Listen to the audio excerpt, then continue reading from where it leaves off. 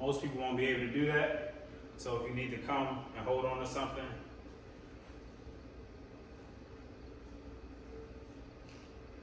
or what I recommend most people do is just get to a chair, sit down, stand up one leg, sit down, stand up with the other leg, and keep the chair or the couch as high as possible to work on that one leg strength, alternating.